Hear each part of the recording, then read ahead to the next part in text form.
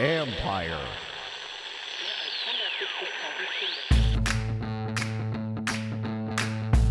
Hello and welcome to my podcast. I appreciate you joining me during this crisis. Today I have the Washington Post Les Carpenter with me as we discuss the early part of free agency, what some of the moves mean, and what we think about the Redskins' approach.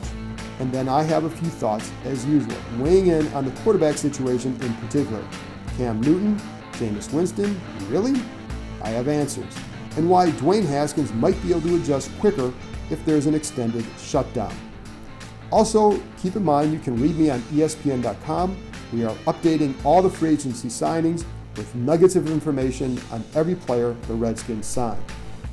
And now, here's my conversation with the Washington Post, Les Carpenter.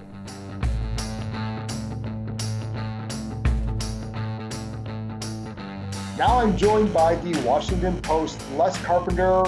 And Les, I'm bringing Les on because we're going to talk about, in general, a little bit about free agency and some of the Redskins moves, their approach. But I want to start with what it's like covering free agency, and the rest of the world is quarantine, all this bad stuff going on.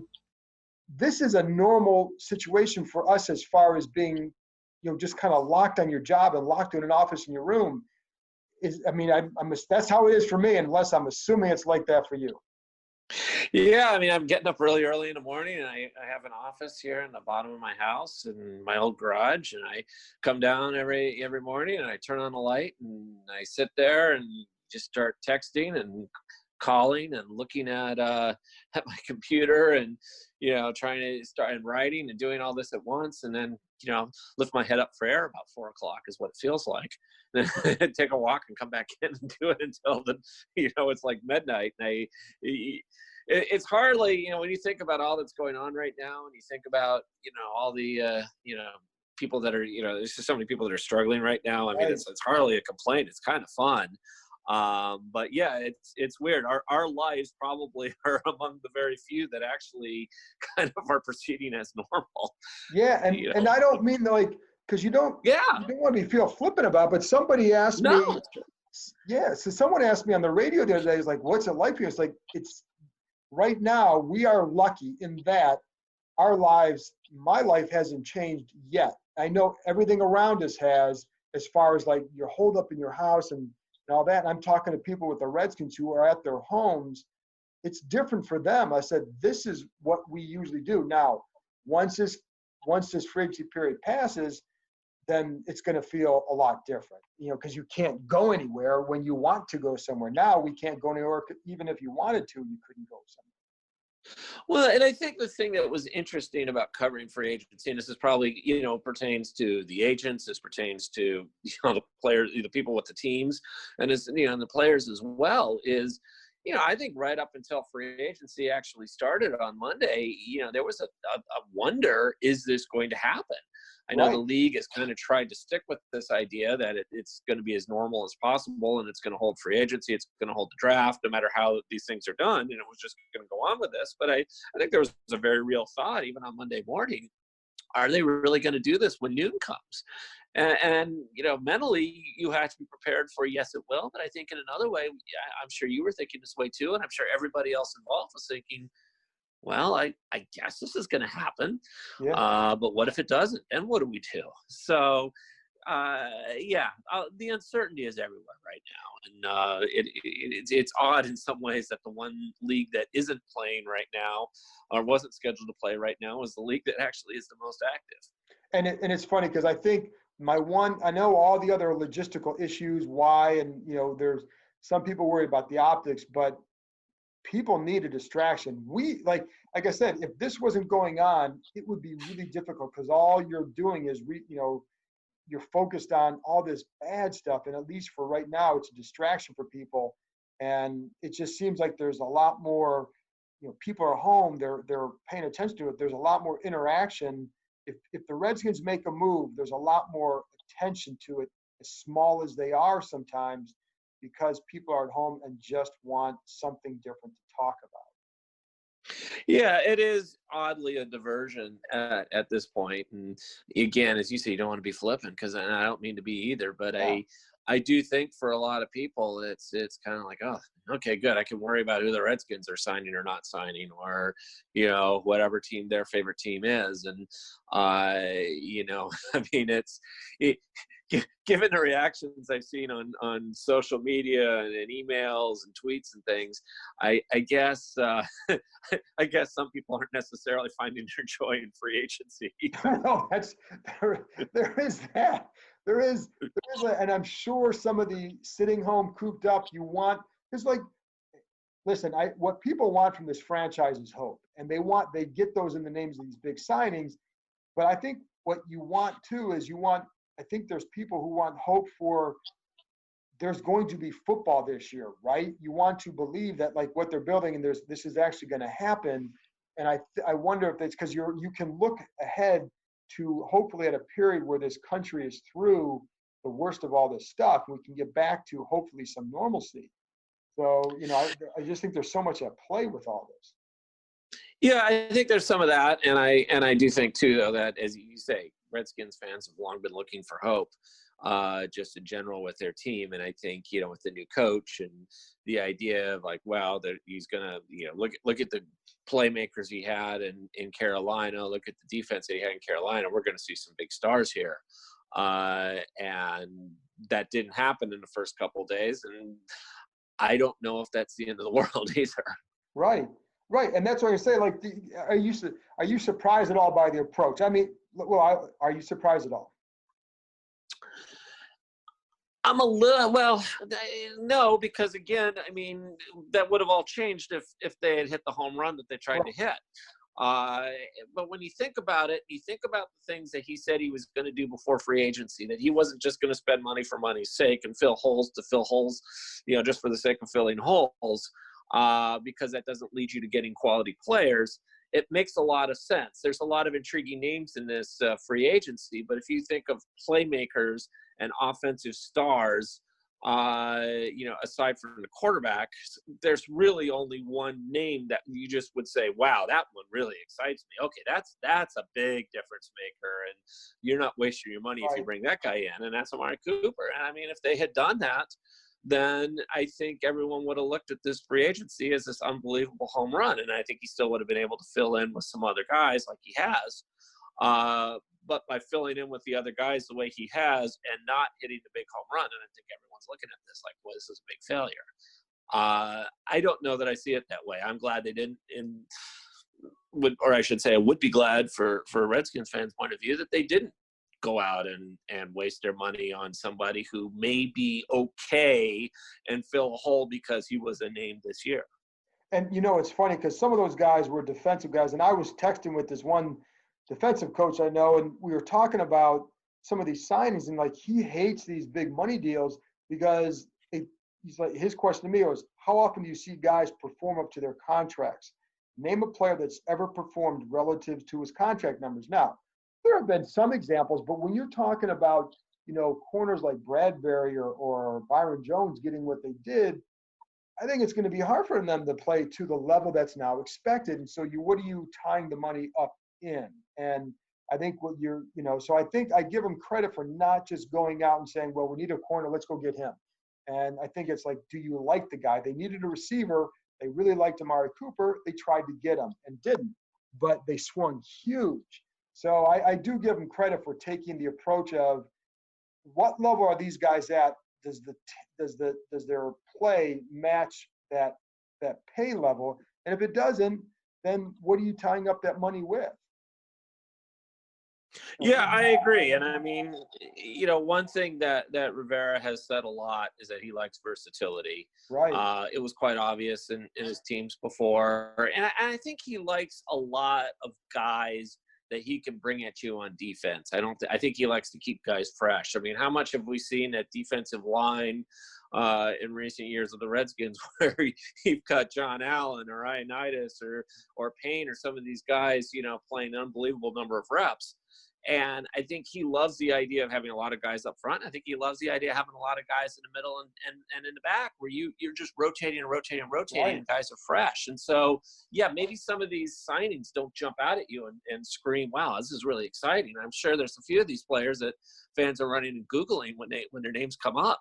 But they're smart, cheap signings of veteran guys. And that's another thing, too, when I think about last year and the struggles. I remember there was one point where I was in a conversation with one of the defensive coaches who just looked finally with frustration and said, but the whole problem that's going on right now is there's just too many young guys here. There's just too many rookies. We can't, they don't know how to play in this league yet. That's the problem. Well, now you don't have that problem. Now you got a bunch of older guys. So yes, you have good young players that they seem to like, but I think you're also going to see now here's some veterans around that locker room that can explain stuff to them and can go out there and they've seen everything before. And there isn't a surprise when you're in a big third down situation, you need somebody out there who's not going to be panicked.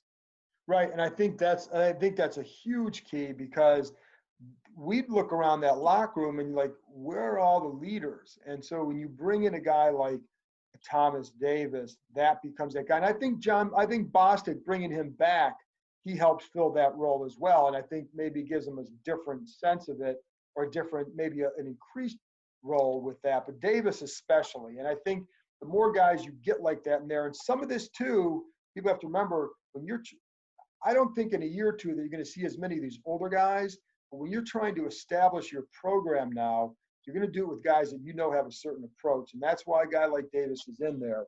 And however good he is right now, don't know. But he is a guy that fills that leadership void and can spread the Ron Rivera message in that locker room.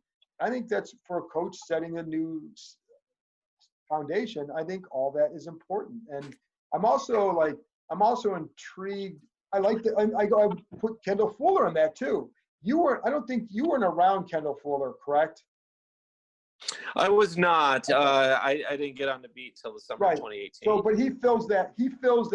I wouldn't call him a strong leader, but I would call him a true professional. And I think you need a lot of those too. So yeah, I think there's some merit to all of that and what they're looking for.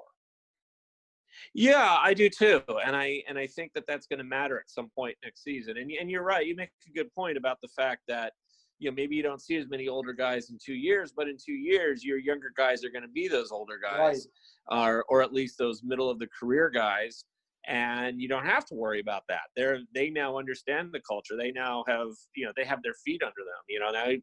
Now Cole Holcomb is the more grizzled linebacker, and those guys in the secondary, the Jimmy Morelands and the Fabian Moreaus and those guys, they all have some experience now. And those guys up front are now sort of heading towards the prime or after the prime of their career. And so, yeah, I think it's a smart move. When you're sitting here all day covering free agency, you love it when there's something exciting. But I can't say that I've looked at a signing that they've made yet and shook my head and said, what a dumb move that was. I actually think they kind of all were rather clever. Yeah. I mean, one of the things I have to do every time they make a move, there's this file we have to do is like, okay, what does this signing mean and what's the risk? And with each time the risk, I'm like, well, there really isn't a risk. Because even like with Thomas Davis, it's not a big deal, so there is no risk. I mean, he may not be here for more than 1 year, and he's not taking somebody else's job. I mean, they don't know when Reuben Foster is going to come back. Who knows? So it's not like he's bumping Reuben Foster aside. Reuben Foster can't play right now. So I don't see anything, even like the running back, this J.D. McKissick. It means that Chris Thompson is gone, but Chris Thompson was gone anyway. So, I don't see any of these as big, I don't see a lot of risk involved with any of them. And speaking of the McKissick, and I want to get to Thompson now. McKissick, yeah. I was just about to say, I didn't mean to cut you off, but I was about to say that's another versatile offensive player. He doesn't have to play. He doesn't even have to play running back. This is a guy who played a little receiver in Seattle. So each one of these signings kind of has a purpose beyond just a leadership piece or that's the way I look at it, is that I think that they're part of a bigger puzzle here that still has to be put together, and probably now we'll lean more on the draft to do so. Right. And I think And I think you talk about the versatility. And when I was looking at players, like, how versatile is this guy? And I would even include the safety, the Sean Davis. That's a guy that, and he's 1-year deal, and he's interesting because he played free safety 1 year. He came in he was a cornerback. He tried some strong safety, free safety. I talked to another coach. He's played nickel in the league before too. Yeah. Yeah. So I talked to another coach about him, and then I was surprised because, Pittsburgh, they went and got Minka, and fans there were they okay with Sean Davis leaving, whatever. But I did talk to a coach who I respect in this league, who who does not coach here, but he really likes Sean Davis because of that versatility. And again, that goes back to that buzzword. And I think in this day and age, the more versatile you are on defense, the more you can do with your coverages and your schemes and all that. So, which we saw the failure to do so in recent years here.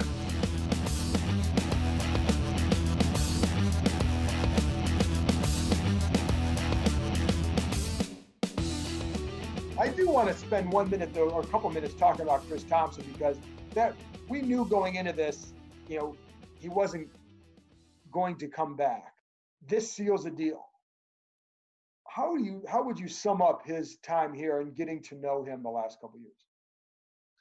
Yeah, well, I mean, anyone who was ever around him absolutely loved Chris Thompson. I mean, you couldn't. He was just so much fun to sit and talk to, and so thoughtful, and always was, always had a great little story to tell about something.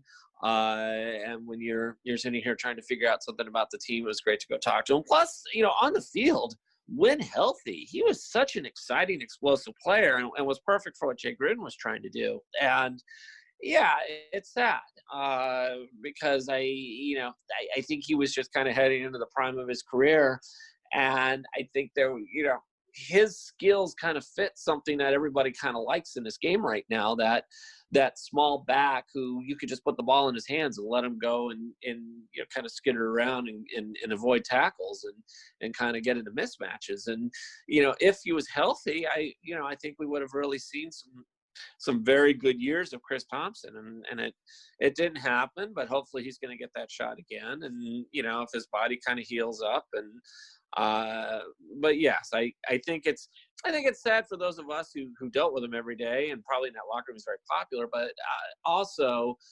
it's something that I think he's a player that I think a lot of fans enjoyed. And that's Redskin fans are going to miss him a little bit. I mean, he definitely he definitely had his moments. He did, and just like you said, in the locker room, he was one of the few guys. Like, I'm less obviously, I don't know how to explain this to you, but like for those listening, you go in there in the locker room on a Monday. It's a day after a game, and Chris Thompson was always available. Not every guy was. I mean, there were a handful of guys who usually were, but Chris Thompson was always available, and he would always talk. And when he talked a lot. And you would be sitting there and like, you don't want to leave because he gives you a lot of good insight. And then next thing you know, you have 10 minutes to transcribe on your tape recorder because he just keeps going. And then people would leave the group, and somebody else would come on and ask him more. He's like, do you have a couple more minutes? And he's like, all right. And he would always go. And so like, there are a lot of things like that go a long way to shaping people's opinion of you, because it's not. I don't know that I could be like that, and because that how it is. I mean, you get inundated with these questions, and I always give him credit for how he approached it, and it just speaks to his. I think part of that too, Les, it speaks to a humility that I always thought he had. Well, yeah, and that's actually a point I was going to make is that, sometimes guys who are like that, it's a little bit they're there to promote themselves. Right.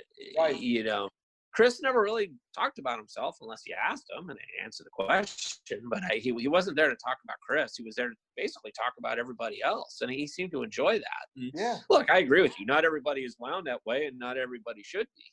But he was definitely a fun guy to go and talk to. And again, as I said before, he was a fun guy to watch on the field.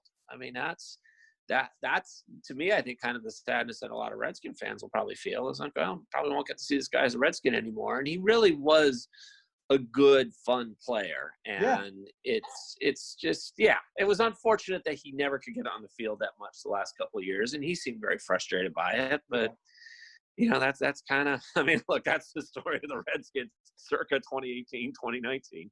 Yeah, it definitely is. And he was fun. The thing I always liked too is he would work on his weaknesses, and he would he would get better in areas every year. And you could just see it, whether it was his pass blocking, his route running, being more patient on certain routes.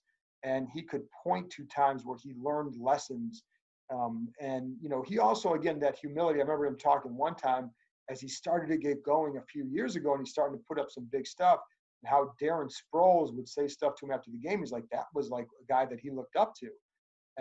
No pun, not making a joke there either, because they're both short, but he was a guy he looked up to. And so it meant something to him for Darren Sproles to recognize that you're a really good third down back. And I think, but he took a lot of pride in that. So I hope he rebounds well, because he's an easy guy to root for. So, where do you think this goes for the Redskins from here? I mean, I assume, they still have some lingering questions. You got Trent Williams, you got Quentin Dunbar. Where do you think things go from here? Well, it sure feels through the first couple of days of free agency, and maybe it would have been different if they had been able to land Cooper, but I still think even without that, these defensive moves are going to be made, that they are going to build around a defense. You have a defensive head coach. You got obviously a very good defensive coordinator, who's been a head coach for a long time in the league. They're both very aggressive with their defenses. I feel like they're going to come in and say, well, if nothing else, let's make a really good defense and go from there. That's sure how this is feeling right now with the moves that they've made. Then you could say they'll be a little bit younger on offense and they'll have to learn. The two most important things with Dwayne Haskins, seeming that they're at least somewhat committed to Haskins. I still think they're going to bring in competition for him, but everything you continue to hear, speaks to the fact that they like what they're seeing in the way he's handled the offseason. It's probably unfortunate for everyone that now nobody can go into that building. But I think that they like where they think he might be headed, but they need to get him weapons, and they need to make sure they can protect for him. The Trent Williams / left tackle question is an enormous one that doesn't have to get resolved today or tomorrow, but probably should by the draft, whatever they're going to do. Or if some way that Trent stays, I know both of us have kind of gotten that feeling from him that he doesn't think he's going to, but if he does, whatever, that's how they'll move forward. They've got to be able to find someone else to catch the ball, even if it means, I thought it was interesting. We should talk about this for a second, that they did not overspend at tight end. Right. They did not stretch their money when it's very tempting to do so. Now, of course, they're not done with free agency, and even as we speak, they could be going out and doing something, but they're probably not going to stretch their money at that position. Nonetheless, they're going to have to find tight ends, because you just can't have a young quarterback not throw the ball to somebody like that. Right. But that's probably where I think they address things next is, assuming they still draft Chase Young, which I can't imagine that they wouldn't at this point. Then you address the offensive line, and you address who's going to catch the ball. Yeah, and it's funny because I think we all expected and heard that Hooper was a target, and then as it got closer, you realized that they weren't going to go that high, and so they pulled out. And so I know there's some interest in Delaney Walker, and there's ties there, but you're not going to have to spend big for him, and he would be a veteran guy, just much like what they were looking at with Olsen. Bring a guy in here, but you still got to get somebody else. So yeah, they have. Listen, I know you're probably getting it too. Like, where's all the offense? They're going to get some at some point, because I agree with everybody else. You have to. So I think I always tell people it's March, whatever. There's a long way to go. And sometimes some of their bigger guys they've added in recent years, whether it's Josh Norman, Deshaun Jackson, those guys come later because things happen later too. So many phases to this, Les, many phases. Things happen later. Who knows? Maybe somebody fails a physical in this, and then this free agency, the way it goes right now, and someone comes up later. Who knows? But I think kind of the way things look now, I wouldn't be stunned if, say, Chase Young's your first pick, and then after that you see a whole lot of offense. Yeah. But then again, I don't know that there's anything wrong with that. I mean, you should be able with that 3rd round pick to get a receiver that may even have a 1st round grade. Yep. And then you got a couple 4th round picks, and you got picks later, and who's one of the most one of the best tight end weapons in the NFL right now is George Kittle, who was what a 5th, 6th round pick. Jordan Reed was the 3rd. Chris Cooley was the 3rd. Exactly. I mean, there's a lot of good tight ends, perhaps, sitting in that draft. We just don't know a whole lot about them right now, and maybe a lot of them will not be that great NFL players, but maybe a couple will. And that's again where they've drafted very well. You've kept that person who's drafted, Kyle Smith, and you would think that they've been able to identify some guys perhaps in the draft. And a little plug, Les, because a few weeks ago I talked to ex-Redskin Logan Paulson about some of those tight ends. How about that? So if anybody wants to listen about a couple tight ends in the draft, he talked about some. And I also talked to Dane Brugler about Adam Troutman, the kid from Dayton. So anybody listening, you can go listen to those and learn about the tight ends. But yeah, I mean, I think that will be an area that you can look at, and then whatever happens with Trent, you get another pick there. And maybe you trade for a guy with him. Maybe you pick up a receiver or a tight end in a trade for Trent Williams or involving him, something. So there's a long way to go, and there are a lot of cards to be dealt or played at this point. So, well, Les, listen, I appreciate you joining me, and it's nice to talk about something that is a good distraction for everybody.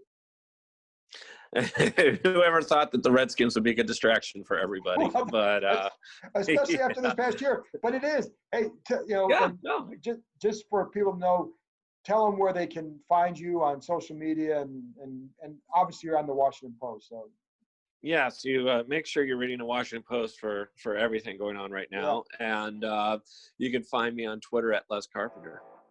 There you go. That's the man. Les, thank you very much. All right. Thanks, John. It's always fun. After this break, I'll be back to discuss a few topics, including the quarterback situation and how much did they really offer Amari Cooper.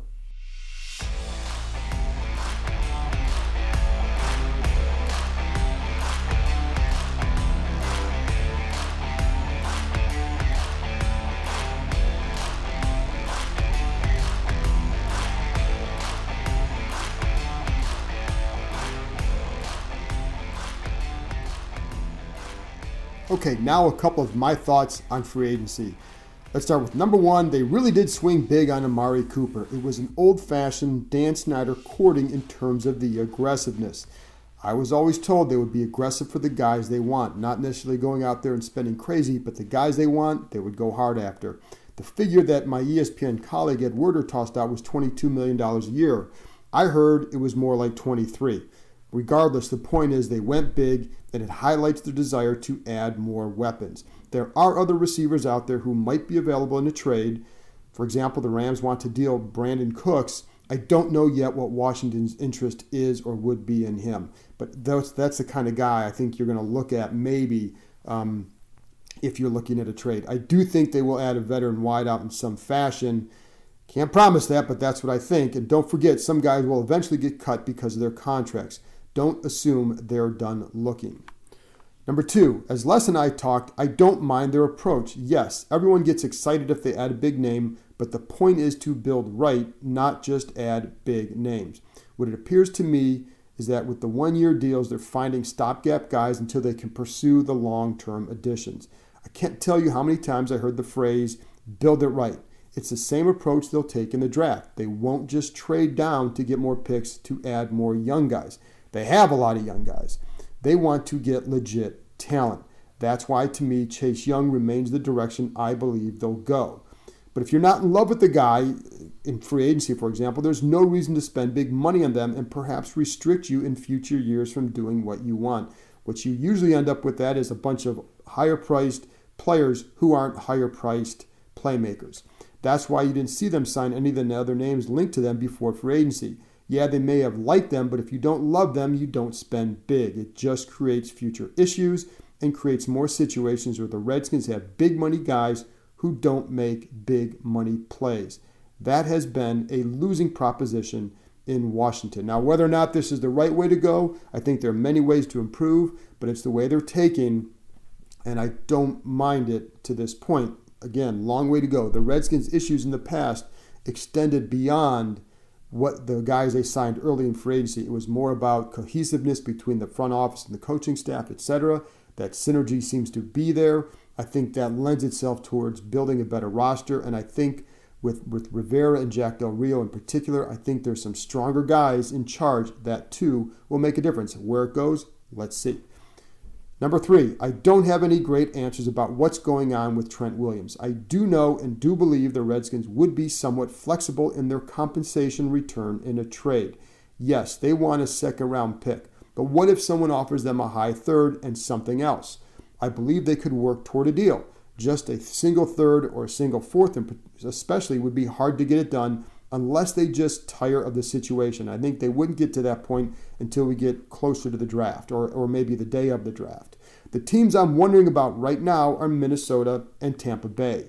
The Vikings still have to clear up some cap issues, and yeah, Tampa Bay signed Donovan Smith to an extension last year, but he's not very good. He can be bumped to another spot, and they're going to get Tom Brady. So you need to protect him as much as you can. You have a short window to do it. I don't know if Williams ends up with these teams, but they're the ones that make sense. The Redskins always viewed the teams in that win-now window as the ones who would be most likely a landing spot for Williams. It's still on his side to get a deal done in the first place, however, and until that happens, we wait. Number 4, finally, the quarterback. The Redskins will not be adding Cam Newton. I know Ron Rivera liked him. That was his guy in Carolina. I also know the Redskins do like Dwayne Haskins, even if they don't know yet where he's going to go with the next step. The phrase I've always heard, they were excited about how he finished, but nobody yet can say, hey, they got their guy. The quote would be, to me, nobody can say, hey, we got our guy for the next 5-10 years. They don't know that yet, but they were excited about how he finished. But not only would Newton be expensive, he's also an outsized personality, and that may have worked fine in Carolina where he was drafted. He grew up and became a star, but I don't know that it would go over as well in a new locker room where they're trying to gain a certain culture and guys just don't know him. And that's not to say he's a bad guy. I'm not saying that. That's not the point. But I do think that when you're putting together things like, with the locker room, I think you have to take everything into account. And I think the other factor, a big factor, becomes here, he'd also be the starter. You're not bringing him in to compete with Dwayne Haskins. That's not where he's at. He's going to come in to be the starter. And I don't think that's what you want or they want for Haskins. It's one thing to bring in someone who can either back him up or start if Haskins struggles. That's the kind of guy I still think they end up getting, a Case Keenum type. If you bring in, and I don't know who that is right now, but if you bring in a surefire starter, you may as well trade Haskins now. I think that would be very difficult for him to proceed in that situation, and that's not the plan either. I know my colleague Booker McFarland with ESPN mentioned the Redskins as a landing spot for Jameis Winston. I can tell you that ain't happening. Number 5, the Redskins need to be careful with Haskins. He's a young kid who has already endured a lot in Washington from the moment he was drafted.